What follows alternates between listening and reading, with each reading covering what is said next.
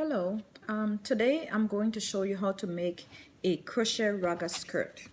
And the reason why I call it ragga is because I came up with this concept that I call the Ragga Collection, where I make garments, accessories, slippers. Basically, it's endless what you can make with the ragga yarn. And the ragga yarn is really, I rolled up a ball of worsted weight yarn, all the pieces I have left from projects I've done in solid yarn, and I rolled them into this ball that is about 6 inches. This one is not quite 6 inches yet, but I rolled them in about 6 inches.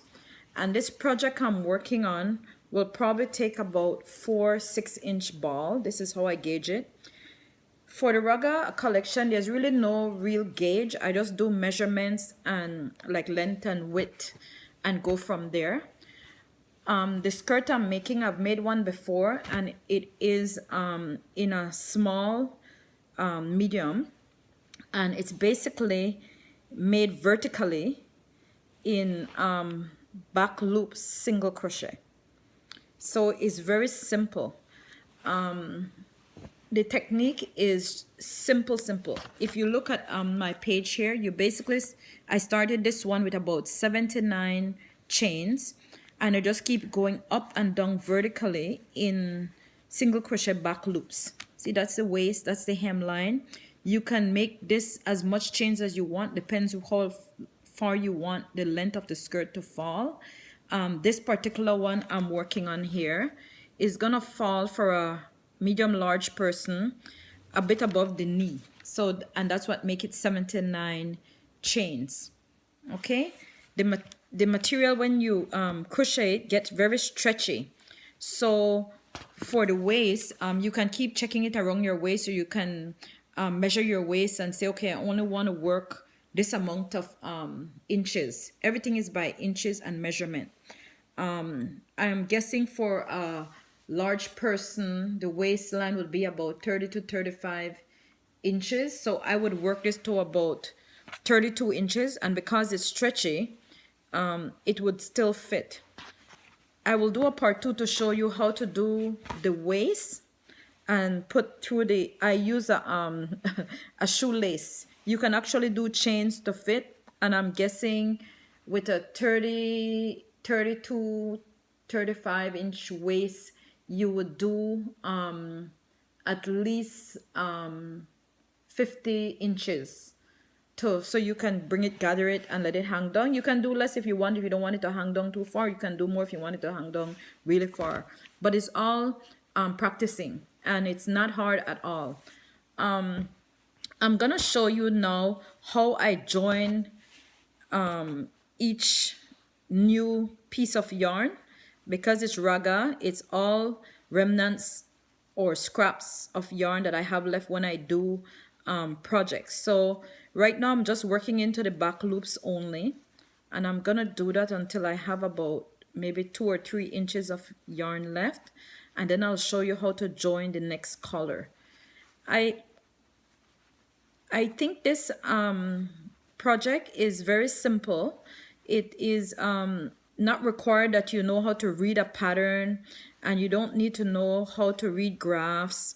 You just need to go with your measurements and just a simple technique of working in back loops only, as I'm doing.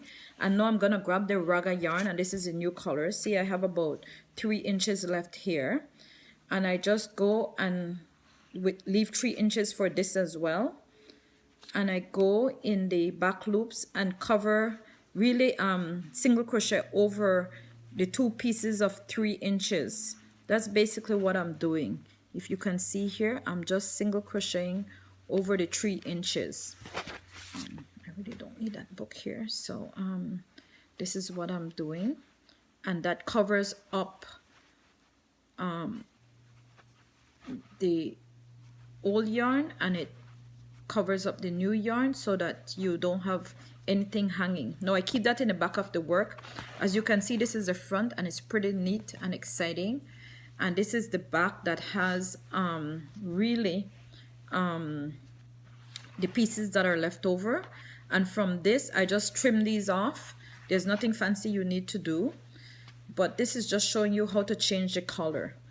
I'm gonna come back in a part 2, as I said, and show you how to do the joining and the waist. And you know, I'm trying to build my YouTube channel, but I just don't want to do like instructions to show someone to do something from start to finish. I want to do something a little different. I want to show people techniques and how to finish off work, maybe how to do certain kind of stitches, how to just little simple things that really is required for you to finish your crochet projects, especially if you don't read patterns and read graphs, and or you just find that just too much. I know I learned it that way, but I just find that a lot of the ways how I show myself, it's easier. So stick with me and go subscribe to my channel, and you'll see everything coming up.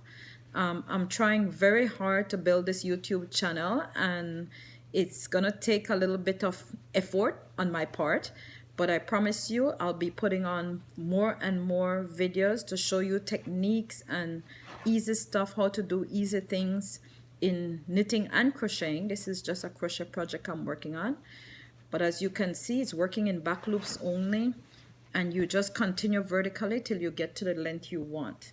I want to thank you today for watching me, and please remember to subscribe below and go and look at the sizes I provided in the comment section. Thank you very much and have a wonderful day.